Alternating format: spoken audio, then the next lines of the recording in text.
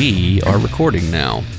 Oh, another one of these? Another one. Welcome to the Project X podcast. This is episode number 2. I am Alan Smith. I'm Dave. And, I've already started with the ums. Already? You're going to have to do something about that tick a little bit. Yes, I know. Yeah. Anyway, this episode, we are going to be talking about bands that never broke big. We have some criteria on this. Okay, before we start with that, I just want to state that I am completely and totally unprepared for this. We had a major storm roll through yesterday. Yes, we did. We had 80-mile-an-hour straight-line winds blow through here at the house last night. Now, I know you didn't get it as bad because you're at the bottom of the ridge. Right. But we didn't have power. And I've got sleep apnea, which means I have a CPAP machine, which means I got little to no sleep. Which means we're old. And more than a little fat. But yeah, no sleep apnea machine. So I got little no sleep. The house got hot because there was no air conditioning. And then just about the time I nodded off to sleep, the power came back on at 4 a.m. and scared the crap out of everybody because every light in the house was evidently on. Yeah. And the TV evidently came back on. Yes, so that's always fun. That's jarring when that kind of thing happens. So. Especially just as you've just gotten to sleep. And then, I know. So anyway, we have some rules about bands that never broke big. What are the rules? I don't know. Anyway, we're like we said, let's put it, we're also, even setting rules, a lot of times you're kind of doing them on the fly. Bands that are on my list and yours as well, I know had hits. So we're talking about national exposure. They had some kind of national exposure. They, maybe they were on a soundtrack. Maybe they had like a radio hit. Video on some kind of video, like back when videos meant something, with MTV and VH1 both. I will say that one of mine doesn't necessarily qualify for that, but they do have national exposure. Okay. And it's something you've probably heard of.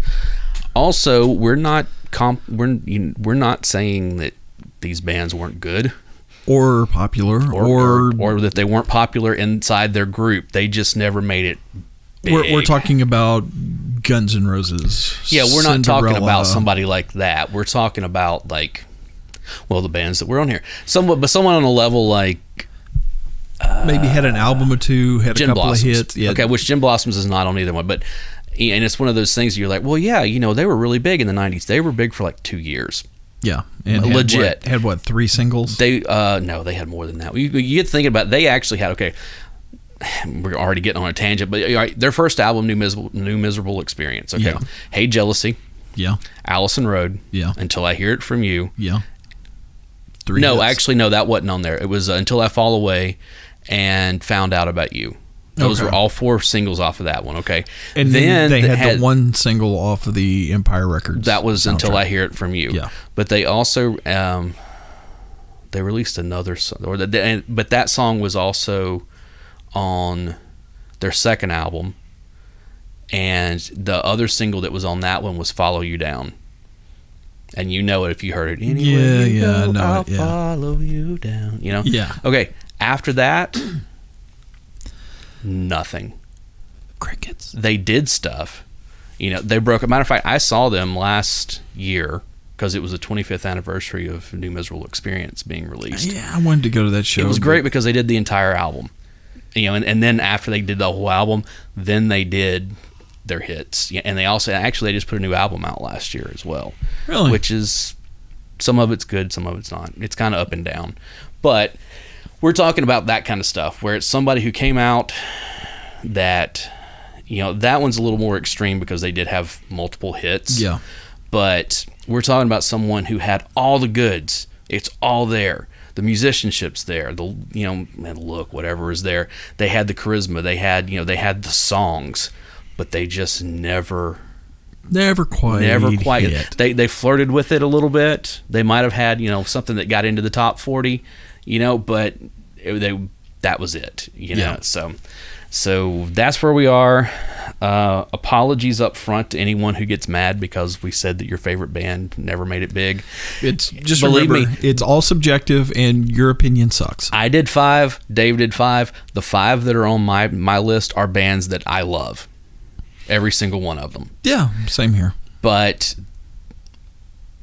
when the ones that I have seen, I've never seen them play to more than a few hundred people. You know, it's just kind of one of those things, you know.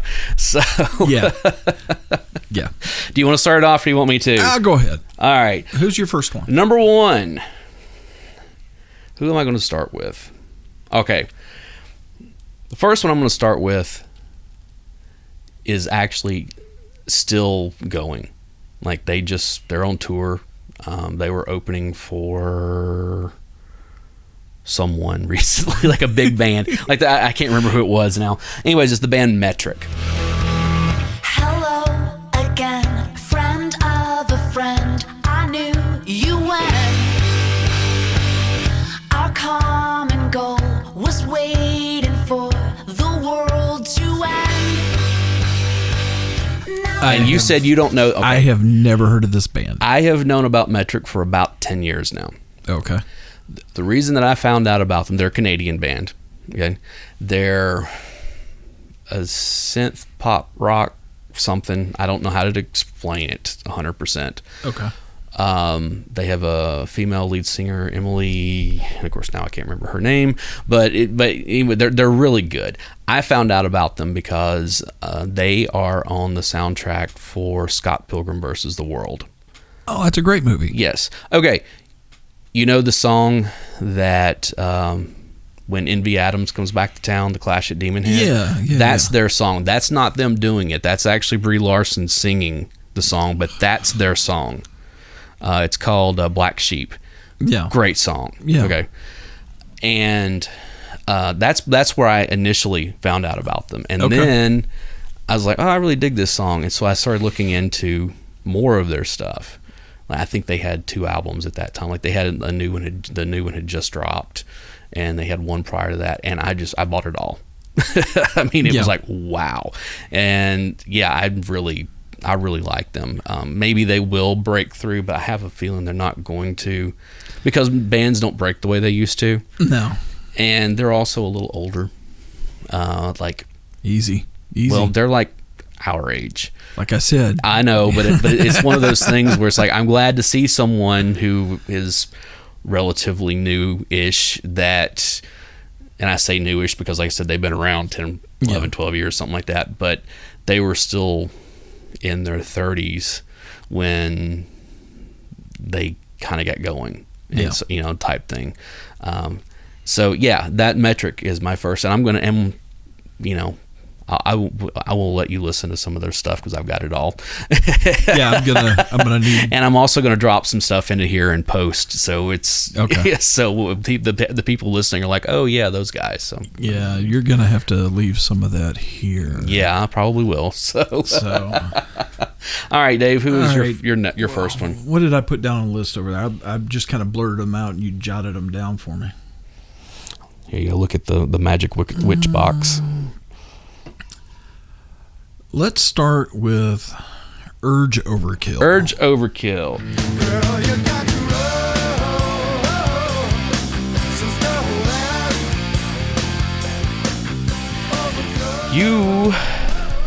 I'll let you talk about them, but I'm going to say, if you grew up in the 90s, you might know 2 things by them. One, they had a minor hit called Sister Havana, which I still think is one of the best songs of the 90s. Yeah, I do too.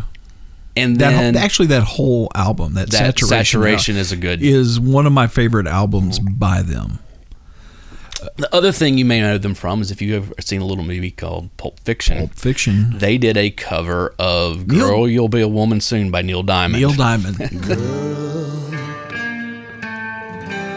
you'll be a woman soon.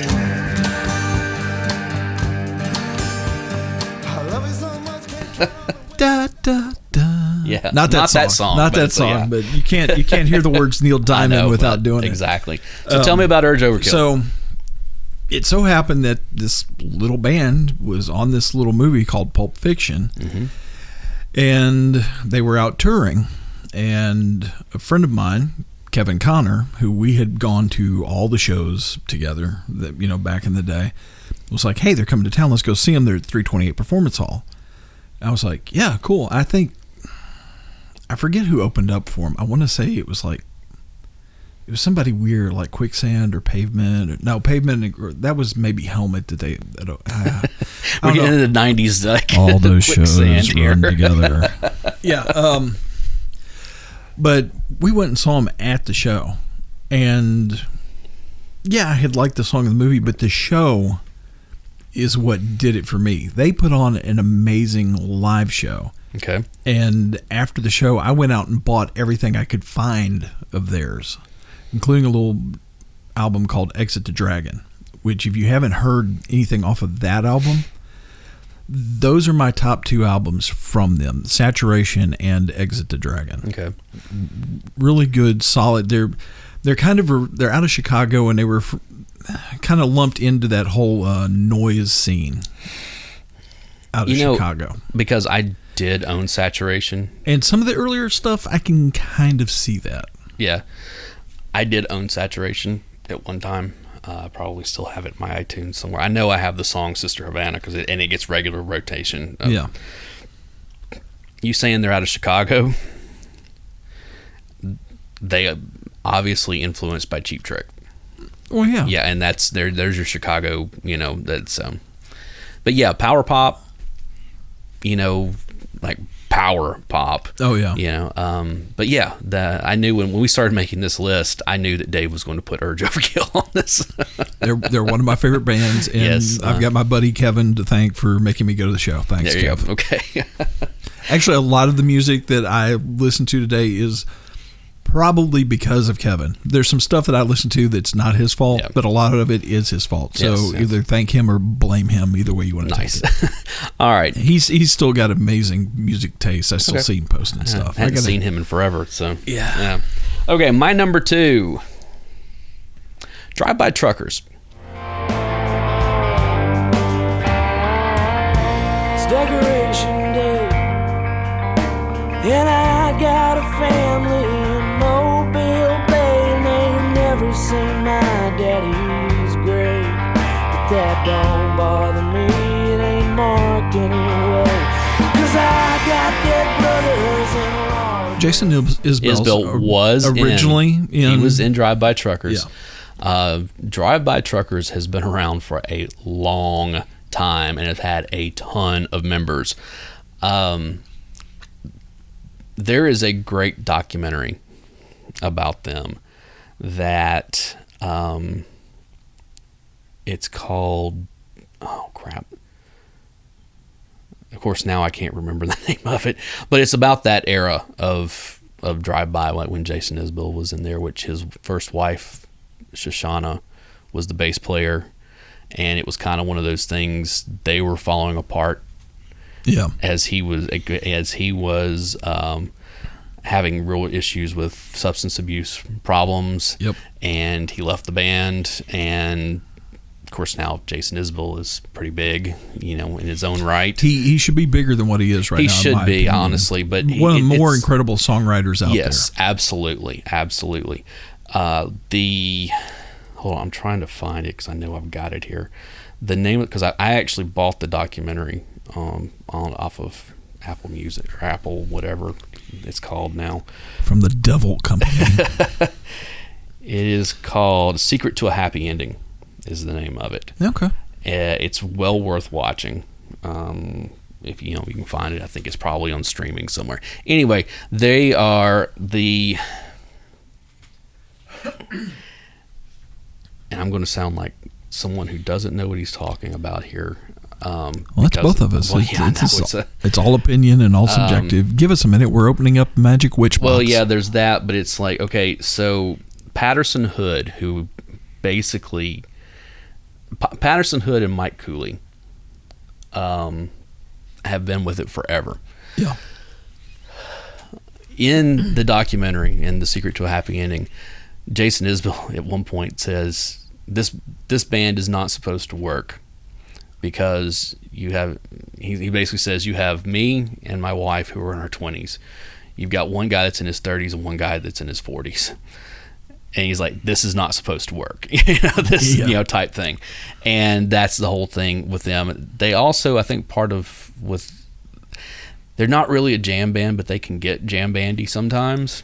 Yeah, and that's kind of where they lose me a little bit. Yeah, but the thing is they've always had really good musicians, great songs, very Southern. Yeah. Patterson Hood's father, he owned the Muscle Shoals studio. I did not know that. So he grew up around all of that. And his dad, that whole Muscle Shoals sound, that kind of stuff. That's his father. Okay. Was one of those guys. Him and the Swampers. Exactly. And that's, so that's where he gets, you can see it all in there. Side note, have you seen the documentary on Muscle Shoals? I need to watch it. Oh, it's on my queue to watch along with a whole bunch of other music documentaries. So. Absolutely need to watch that. It is an amazing documentary. Here's the thing with the Drive-By Truckers. If you don't know them, you don't know their music, is basically what it comes down to. But it's all there. I highly recommend picking up Decoration Day. Oh, that album is freaking amazing. Isn't Outfit on that? Yes, it is. That's my favorite song. Yes, from that Drive-By. is on there. And the thing is that Jason Isbell wrote. Yeah, Jason Isbell did that song. Yeah. He also did the song Decoration Day, which both wind up on his live album. Yeah. And, oh, God, so good. Somebody covered Decoration Day recently. I forget who it was. I remember hearing it. I was like, it wasn't a bad cover either. No, it was a good cover. But, yeah, check it out. Even the stuff without Isbell is good. Yeah. It's real good. There's one, it's called As Dark as Creation's Light. Yeah, that's really good, song. And that's post Isbell, yeah. And it's you can't go wrong with them. So yeah, Drive-By Truckers. That's my number 2. Dave, nice. What do you got? Government Cheese. All right. Now Mama rides with us up the hills and down the highways. Mama drives the bus. We go everywhere. Government Cheese, band that was started and created. There's a whole mythology behind this band, but it basically started in Bowling Green, Kentucky. Yes, it did. Before we get into this, I want to go ahead and say this right now. I have met Tommy Womack on a couple of occasions. Okay. I own some of his stuff. I got him to sign my copy of the Cheese Chronicles. Nice. That's where a lot of, when Dave and I were growing up in Nashville, back in the late 80s into the very early 90s, it was one of those things that you would see government cheese photos, or not photos, but posters. Band posters, like blah, blah, blah. Stapled up on telephone poles yes. and around town. It actually goes back a little bit further. Oh, it does. Because what I was going to say. I'm actually originally from Glasgow, Kentucky, which is just over from. Right. So they were always kind of in the background while I was growing up. I was going to say this before anything. I mentioned the Cheese Chronicles. There is a book that Tommy Womack wrote in 1990. It was published in 1995. It's called The Cheese Chronicles: The True Story of a Rock and Roll Band You've Never Heard of. Okay, that title pretty much says it all. Pick it up and read it, especially if you have any kind of aspirations of being in a band, because everything that you will ever go through is spelled out in detail in this book, and it's amazing. And Dave and I know because we have played in bands over the years. So. Yeah, let's just go ahead and get that out of the way. Yeah. Guitar player, drummer, right here. So it's. But basically, they had always kind of been in my periphery most of my life, because you kept hearing about the band. And then the book came out, and I read the book, and I was like, I have been to every single one of these places. I know it was like reading stories from my childhood. Yes, because Glasgow, there's stuff to do there, but if you really wanted to do stuff, you went all the way over to Bowling Green. Right. That's just what you did. I know. I was looking at that. I was like, it was about to fall off the table. And so when I went to college, I actually went to Western Kentucky, which is basically where they met and started at. It was like having my own little tour guide Yes. Because there were nights that I wouldn't be able to sleep, and I'd break out the Cheese Chronicles and go, okay, where am I going to go looking for this now? And Right. and either go and find it or find out where it used to be. And, that was kind of fun. Right. But their major claim to fame is they finally got up big enough to where they had a video Yes. on 120 minutes. For a wonderful song called Mamaw Drives the Bus, Yeah. which is Which great. I forget whose grandma was actually in the video. It was Billy Mack. Billy Mack's Billy grandma? Mack's grandmother, yeah. Yeah. And they were also known for another song called "Tripping on Camping on Acid was their big quote-unquote hit. Yeah. Camping on acid, camping on acid, camping on acid, camping on acid. So, yeah. And a wonderful cover of Jim Carol's Carroll's "People Who Died." right. Yeah. Which is always kind of running in the back yeah. of my Yeah. head for some reason. It's a great song. But if you haven't heard of Government Cheese, they've actually just put out a new album. Not 2 or 3 years ago. yeah, so- it's called The Late Show. Yes. Which is a great album. Yes. Please go pick it up. I will say this: when the book came out, their music was not readily available, and Tommy Womack even acknowledges that in the book of all this stuff I've been talking about. You can't listen to unless you have Yeah. copies of it. Bootlegs, cassettes. I have a copy of "Come On Back to Bowling Green" on vinyl that I picked up a few years ago. Where did you find that? I was at the Great Escape here locally. They sell that kind of stuff, and I just have flipping through. I was like, oh look, and I bought it. So Is it in good condition? it's in good condition. Yes. Why have you not told me this? And why have we not done a listening party? I know, yet? but the thing is, they also put out a best of or greatest hits or something like that about 7 or 8 years ago. Well worth picking up because it's got they finally got their music back basically because you got to read the book. Bad record deal, all this kind of stuff. There are ties to Alabama. Yes, there's a lot of stuff. Anyway, Government Cheese definitely worth listening to. So. Absolutely. Okay. If you're listening, guys, thank you for the music. Yes, absolutely. Love it. Thanks. All right, my number 3.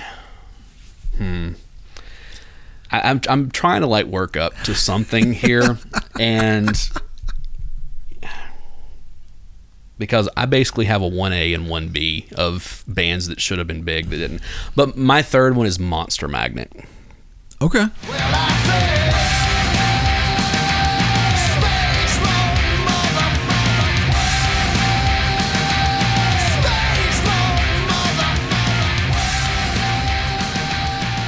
Monster Magnet had a sort of hit in 1998 with Space Lord. Yes. It found its way into a couple of movies, and of course I cannot remember what they are off the top of my head because I remember hearing it in background, and that kind of stuff. Yeah. It is a great rock song. They were always put into that metal, that heavy metal, and I see why, but it was the look and the attitude. Yeah, but they were a lot more hard rock. Yeah.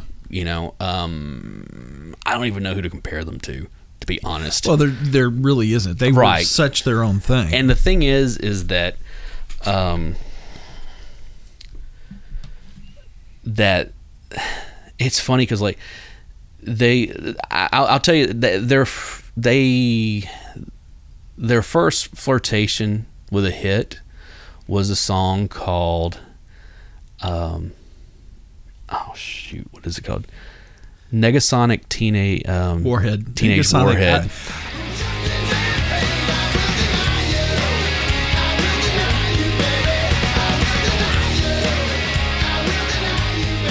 The reason I got know the that- Negasonic Teenage, and I was like, yeah, because, and the thing is, if you've seen Deadpool, Yeah. the Negasonic Teenage Warhead. yes, Yeah. and that comes from that song. because Dave Windorf, their lead singer, and pretty much the only one that's still he's been the only consistent person, a big comic book fan, and you see throughout their albums, you see a lot of The influence. I mean, MODOK is dropped at one point, which that's a deep cut.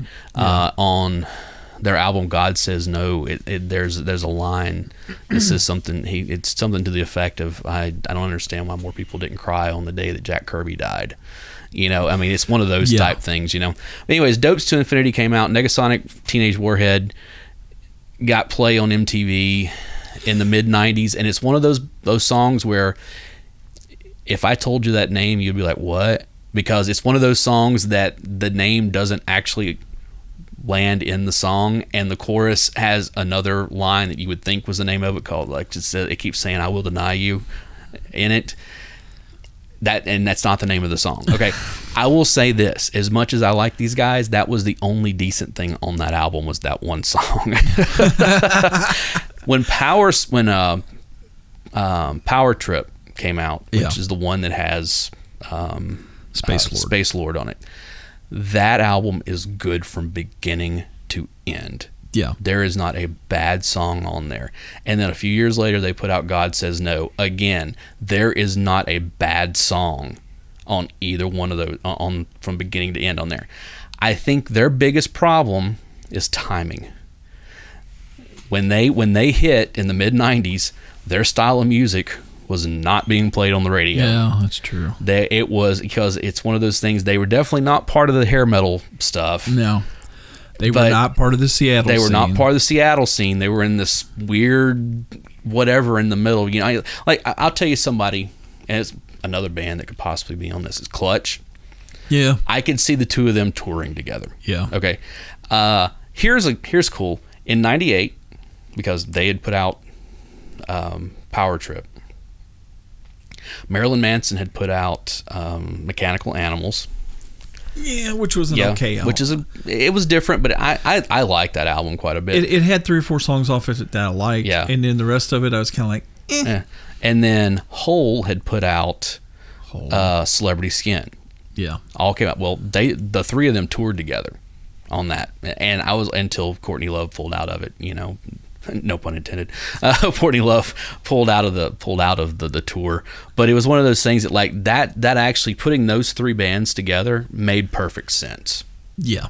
But that was probably the biggest exposure that they got during that time period. There wasn't much. I know that Dave Windorf is still touring and still putting out music. And some of what I've heard, there was one of them was called Monolith that came out several years back that was pretty good. I still think those Power Trip and God Said No are like their two. Yeah. I think those are the two that really. I can see that. So, but yeah, Monster Magnet, victim of timing more than anything. I think they could have in the late '80s. They probably could, like in the wake of Guns N' Roses, when things were starting to go a little more that route. Yeah. I think they could have probably, hit during that time period. So yeah, Monster Magnet, number 3. Okay. What's on my? Since you've got Let's the list see over here. there. Let me see what we got here. Once again, this one is the fault of Kevin, my buddy Kevin I know what Connor, this is. who's up in Louisville. Mighty Mighty Boss Tones. There we go. They had just come out. See, now I'm gonna pull one of your tricks. I can't remember what album it is. Okay, well, let me go ahead and say this. Yeah. You would know Mighty Mighty Boss Tones because they had a fairly big hit in '97 called "The Impression That I Get."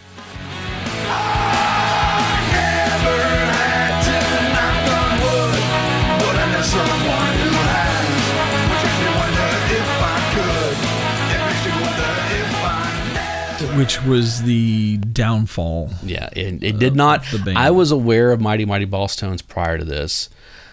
Here's the other thing. They were Skycore, The Devil and More was the album that I came in on. They were the band in Clueless that they went to go see. Yeah. And I was looking at this. Yeah. The song you're talking about, that was actually off of Skycore, Okay. The Devil and More. That's a great song. That whole album is great. It's the Clueless song. Okay, yeah, I forget what the name of the song was. It was on there. I could probably look it up. But yeah, they were in the movie Clueless. They played in the band, and this was. It was off their album, Let's Face It. Yeah. Which is where they got. It was. But then, like I said, in '97, The No, Impression it's not That I there. Get hit really big, and like you couldn't turn the radio on without hearing that. Whenever ska was kind of at its Zenith, I believe, and that's when you got No, it was Impression Egg, guys. Yeah. Sorry, I'm going that off one- of Lack of Sleep. That was off the Clueless. That was the one where they kind of went a little soft, in my opinion.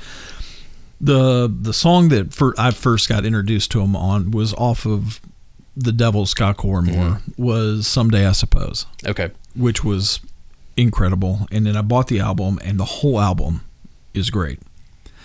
And then I kind of got caught into it, and I bought like everything after that, like Devil's Night Out, More Noise, Another Disturbance, Don't Know How to Party. Questioning Answers was not that great. But, we're talking about if you were from that era and you listened to any kind of ska-core at all, that was they were almost considered mainstream because they had some hits on the radio. And the live show, which I saw them once again at a local place here called 328, was incredible. It was absolutely amazing. And once again, that was a show that I went to go see with Kevin, and the pit at that show was like nothing I'd ever been in before. It was literally the 90s when you moshed to everything. it was literally shoulder to shoulder. Yeah. They were I'm sure it was over Fire Code. I have no doubts in my mind it was over Fire Code. Yes. And it was like being caught in an ocean wave, and you had no control at all because the audience was just moving back and forth, and it was like a great big giant Ouija board. Nobody knew who was moving what. Yeah, it was amazing. Dickie was on his game that night. It was just an amazing show. Cool. And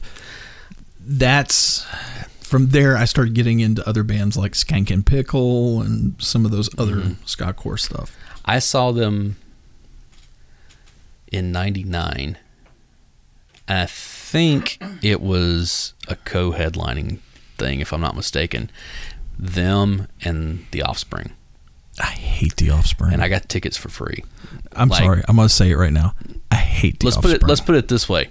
I'm going to take a bite of my sandwich. You guys can just suffer with most everyone that was at that show got their tickets for free. They even the Dexter Holland from made a joke about it. He's like, "Oh, how many people got in for free?" Because they had that bad of a time selling tickets. But yeah, I did see the Boss Tones there. I actually saw all of their set, whereas I only watched a little bit of Offspring's, and then we left. Can we just all agree on something? Everybody hates The Offspring. I like some of the Offspring. Some. Everybody hates The Offspring. But that's all. Bands that people hate, that's another episode. So, of course, that could just be Nickelback and Creed, just be 1, 2, 1, 2, 1, 2, 1, all the way down. So, Anyway, all right. So we're on to my number 4. Did you say anything else about the Boss Tones? If you buy the early stuff, if you're going to go out and pick up Boss Tones, get the early stuff. Don't get some of the newer stuff because they kind of mellowed out trying to get some radio hits, and it's just not as good. Okay. My number 4. Like I said, I've kind of been building to something here. Is this what you've been building up to? Or is it the next one? This is basically 1A and 1B of these last two bands that I'm going to talk about. There's no reason that they should not have been huge. I'm listening. Okay. First one, the number 4, is a little band named Concrete Blonde.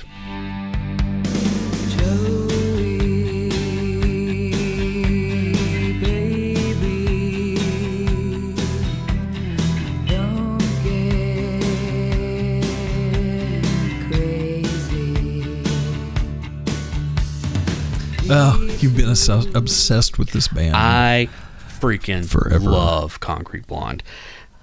They had one moderate hit in 1990 Joey. called Joey, yes. And you've probably heard it. I mean, it's wound up in a lot of stuff. It was in that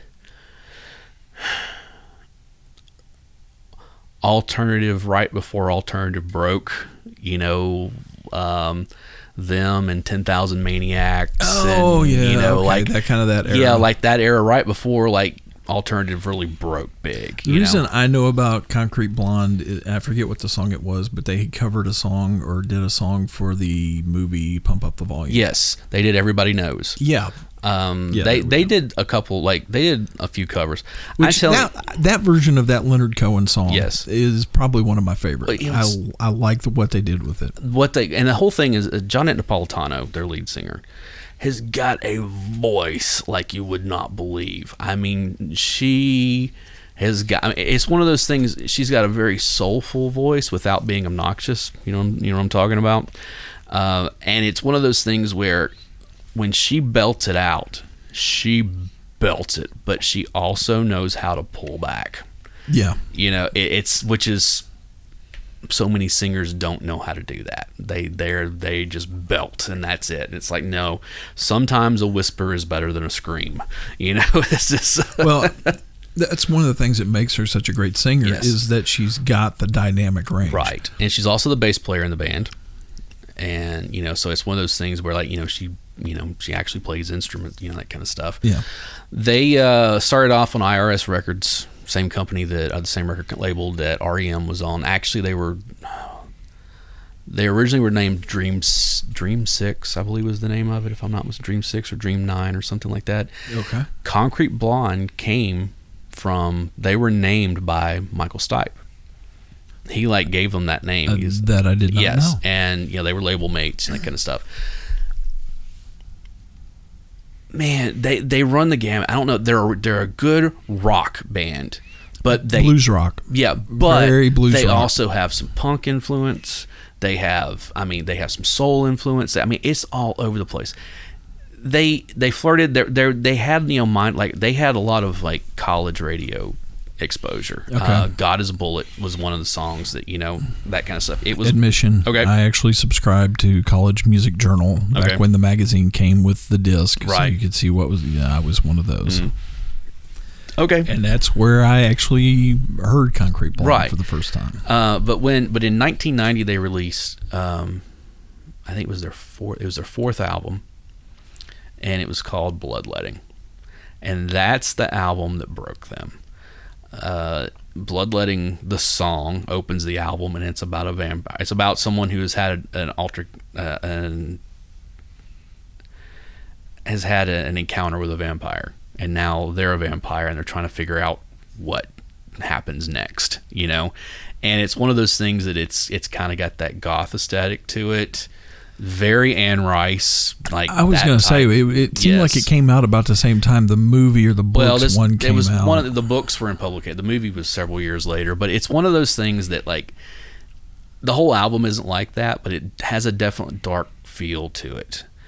They eventually cover, and the very last song on there is a song called Tomorrow Windy, which is a cover. Yeah, but everybody in the world that played guitar learned that song because it was the easiest way to pick up girls at the time. Yeah, and it was a great song. Anyway, Concrete Blonde, their first 5 albums, you can't go wrong with any of them.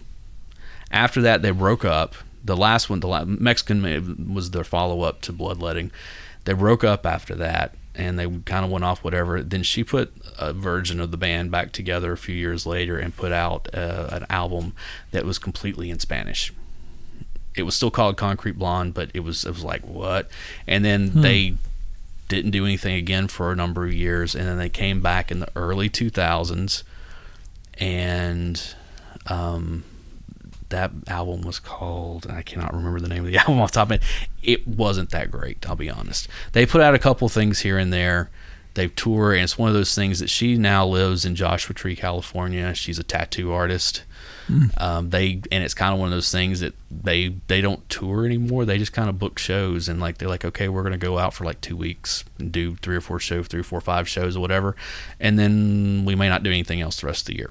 They're just kind of one of those bands now. It's like, okay. I'm not going to lie, that kind of sounds like fun. It really does, But Concrete Blonde, any of their first 5, you can do great with it. But I would say pick up Bloodletting, because that album from beginning to end, there's not a bad song, and it really kind of gives you a look at what the 90s were about to become.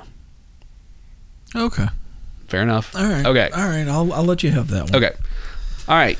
What is your number Let me- 4? Let's see. We've done that one. We're gonna go with Sponge. Sponge.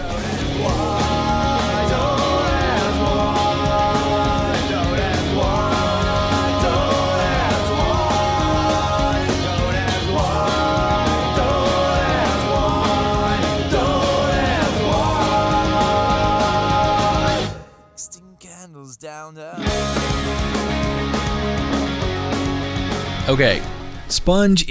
They were kind of in between the metal and the grunge stuff. I can tell you, they're out of Detroit. They're out of Detroit. I can tell you that much.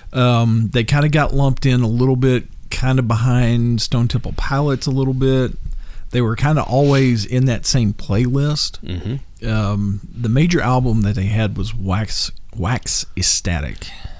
I think it was Rotting Pinata. Was it Rotting Pinata? Rotting Pinata is the one that's got Plowed and Is it? Molly on it. Yes. Yes. Wax Ecstatic came later. The song. Okay, here you go. Because Wax Ecstatic was Wax Ecstatic is a good song. I mean, it's a good song too, but it's a good album. yeah. What you may know Sponge from is the movie Empire Records.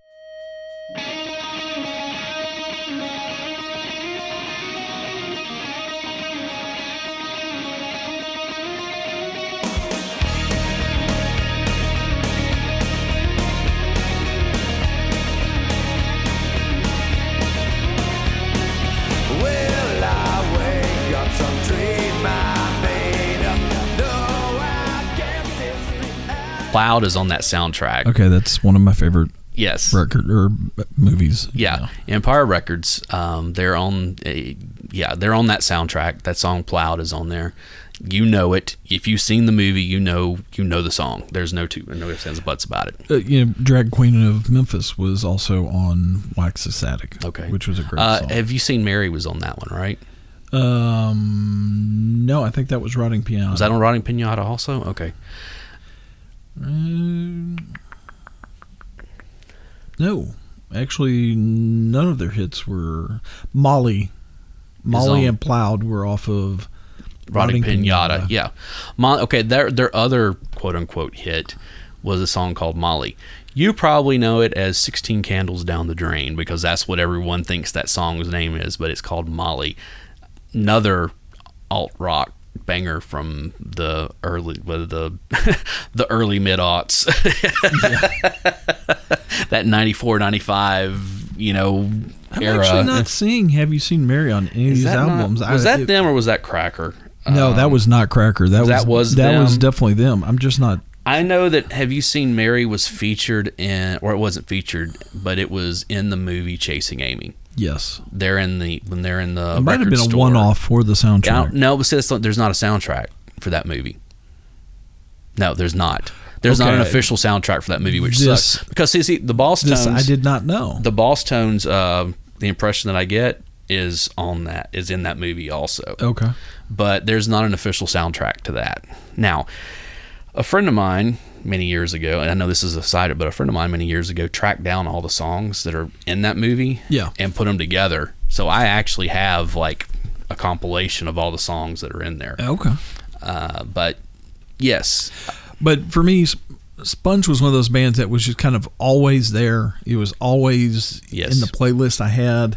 I never got to see him live. I never did figure out why the guy had a gold front tooth.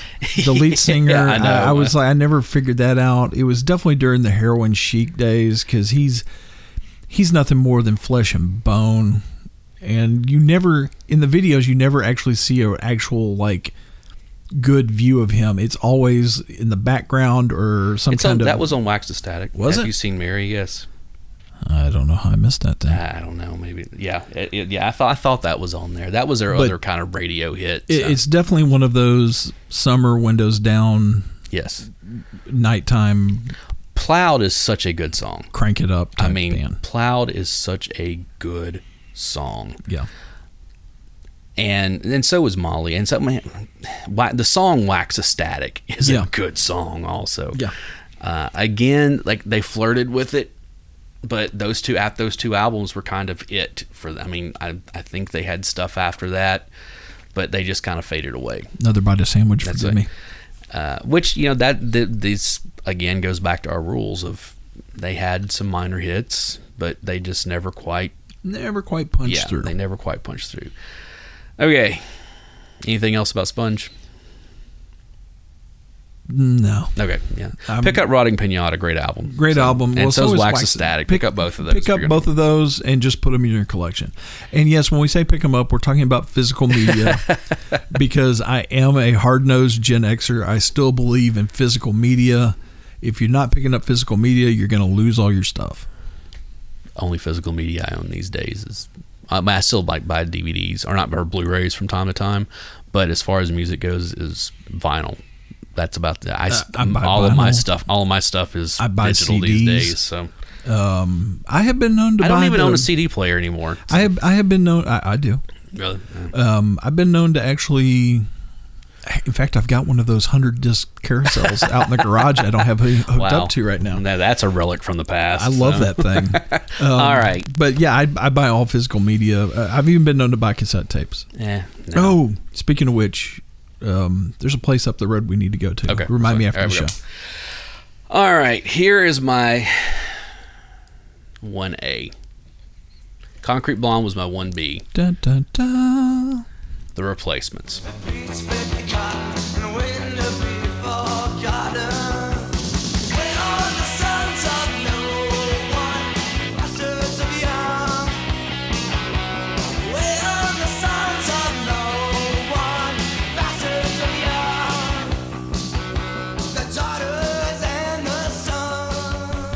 Okay. Yeah. Okay. I came to the Replacements late, admittedly. Okay. I remember way back when seeing the video for Bastards of Young on MTV and thinking, what in the world is this? Because it is such an anti-video. I don't know if you've ever seen it or not. None of them appear in it. It's basically, you never see, like, there's one guy, he walks into like this crappy little apartment and starts playing the album, and all you see is him sitting there like from behind smoking, and you know, it's just basically the song's playing, and then he like destroys some stuff and walks out. That's it. And I was like, this flies in the face of everything that I love about music videos, you know, because at that time, I haven't seen that video. I'm gonna have to look it up now. At the time, you know, it was big dramatic stuff. You know, we're talking, you know, the hairband stuff, as well as, you know, I mean, we're talking, this was in 80. I saw the video, I think in like early 1990 or something, like, which had been out for a little bit at that point. Anyway, all of that aside, the Replacements I came to later. At a job that I worked at in a music, I worked in a record store, basically, and it was one of those things that the guy I worked there with kept playing them, and I was like, man, who is this? Who is this, you know? And I wound up buying all their stuff and just absorbing it. And ever since then, I mean, that was 20 years ago, and I'm still a huge fan. As a matter of fact, right now I'm actually listening to the audiobook. But there is a biography of them that came out a couple of years ago called Trouble Boys, Bob Mayer, and it is phenomenal. But the problem with the Replacements, even though they had the songs, they had the musicianship, they had the look even, the problem is they couldn't get out of their own way. I mean, they're from Minneapolis, that whole Minneapolis punk thing, you know, them and Husker Du and Soul Asylum and, you know, all that type of stuff. Soul Asylum. Yeah, I almost put Soul Asylum on here, but I think they were big enough for a while. They were big, yeah. And it's still one of my favorite bands. Yes, same here. I've seen them multiple times, yeah. But it's one of those things with the Replacements that they were notorious for being drunk on stage and just sounding like crap. I mean, it was almost like it was a part of the show. They performed on Saturday Night Live one time. You know, all bands do two. Yeah, they were on one time. They got so drunk and they Oh, I should say that would this. be them and Fear. Then, Yeah, their lead singer was Paul Westerberg, of course. who's gone on to have moderate.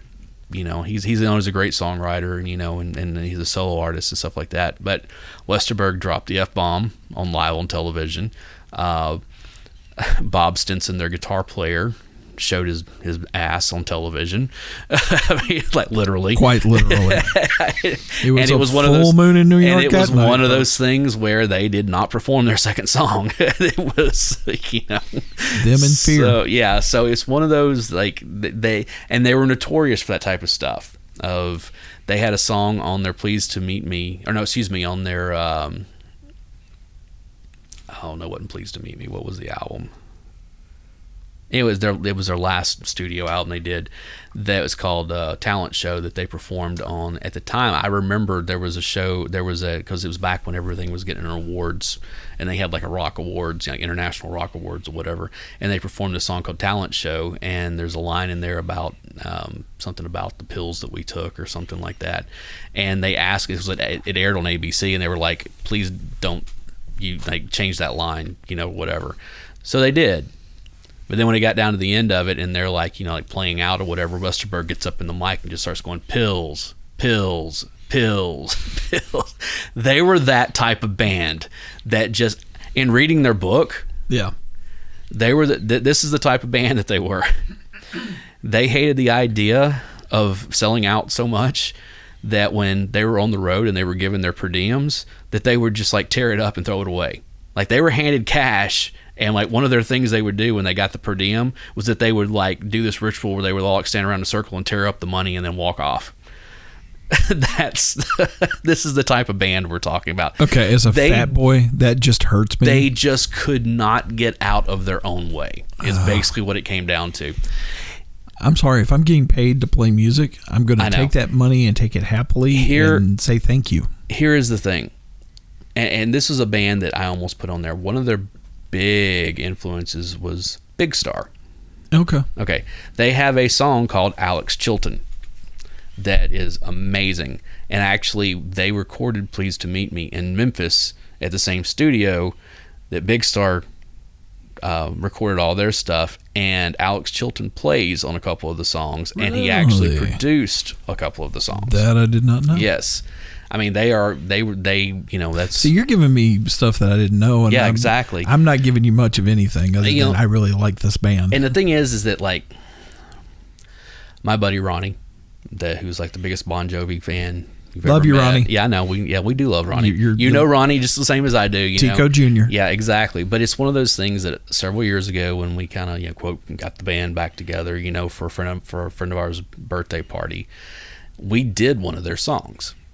We did "Bastards of Young," which is one of my favorite songs by them, and honestly, I think is probably the epitome of a Generation X song, especially if you look at the lyrics.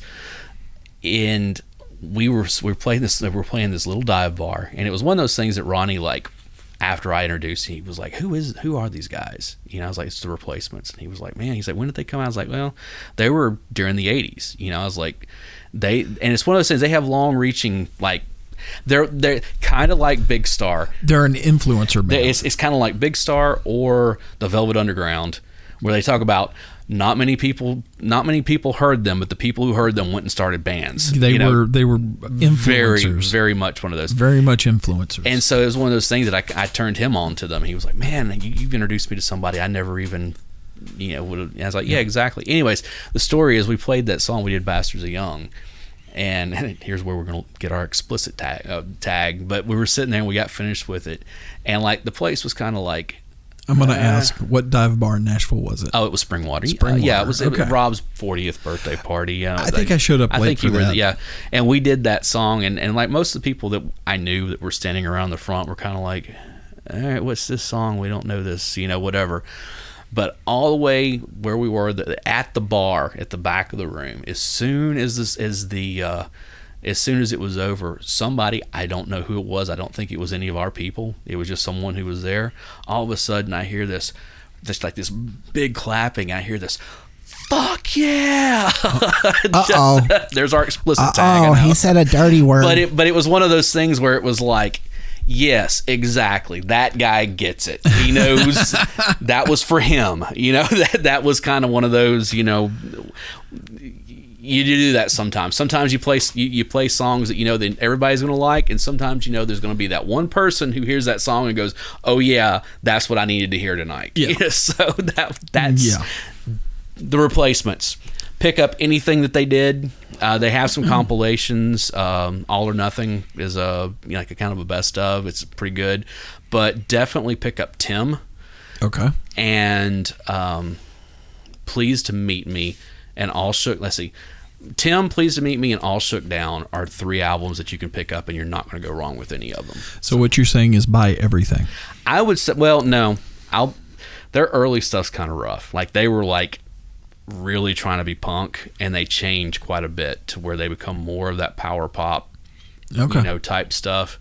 Their first album is called Stink, and It stunk. it's all right. It was that, and then there was Sorry Ma Forgot to Take Out the Trash, which is kind of like a live album, and you really get the feel of what they were like live, and it's not. It's a very honest album. I'm not it's a big fan very of- honest album. So I'll admit I'm not a big fan of live albums anyway.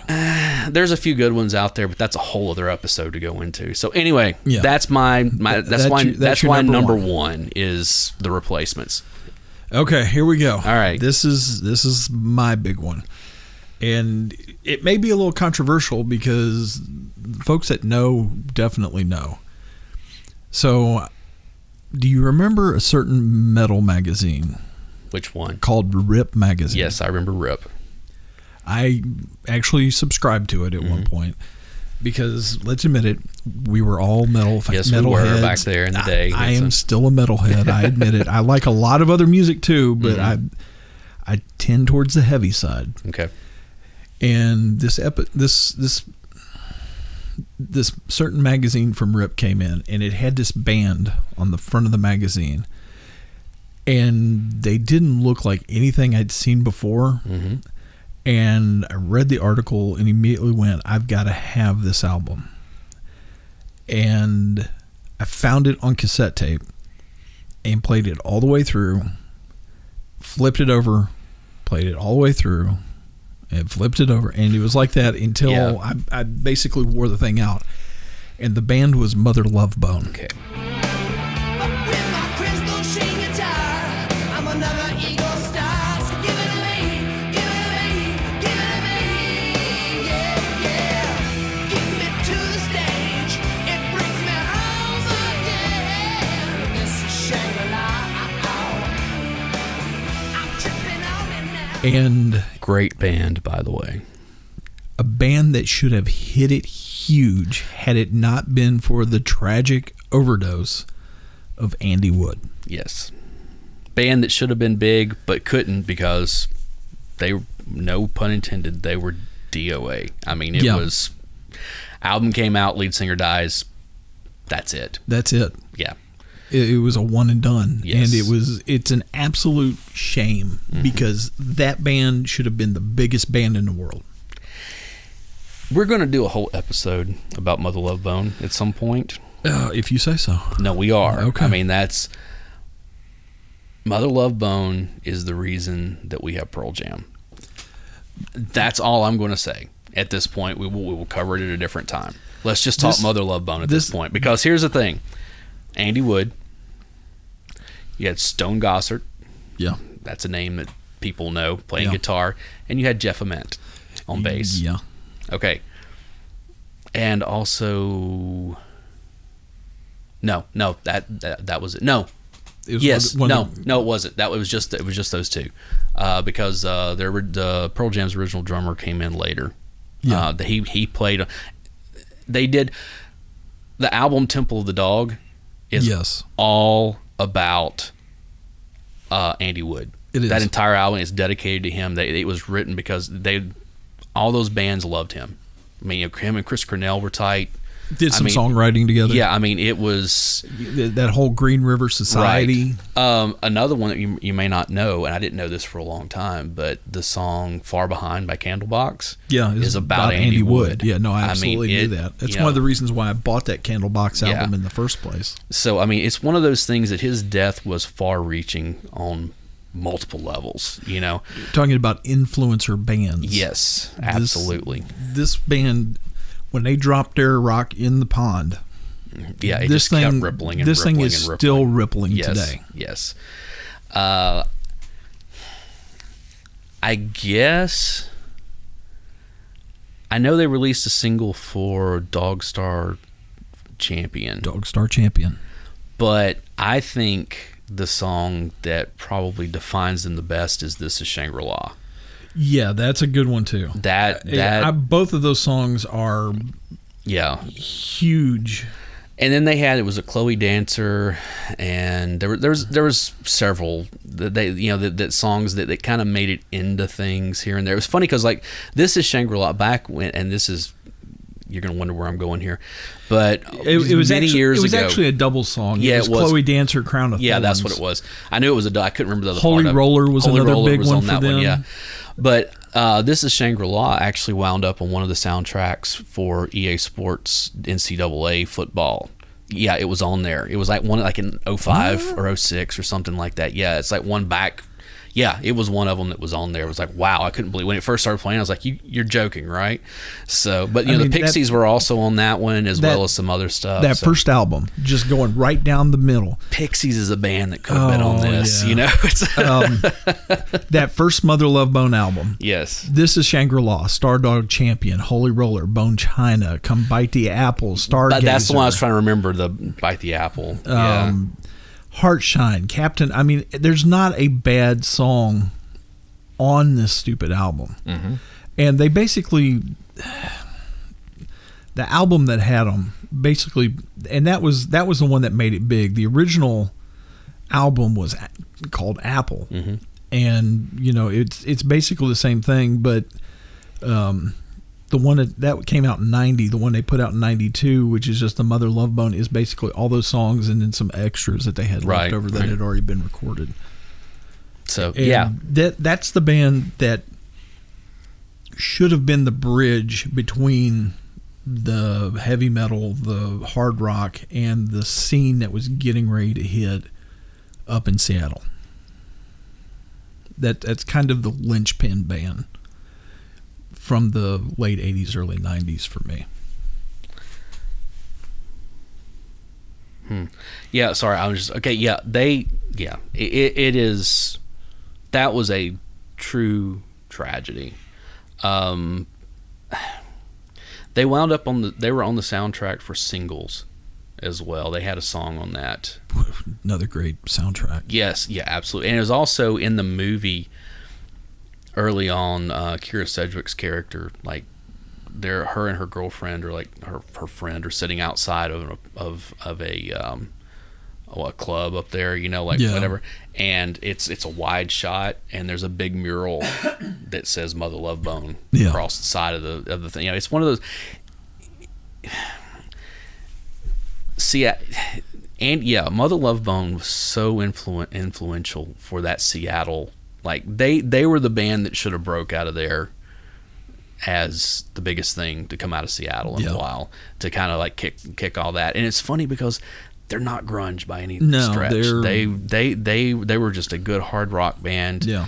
There was a little glam, punk, all kinds of stuff that was in there. And Andy Wood was just, as a performer, the guy had so much charisma. Yeah. And yeah,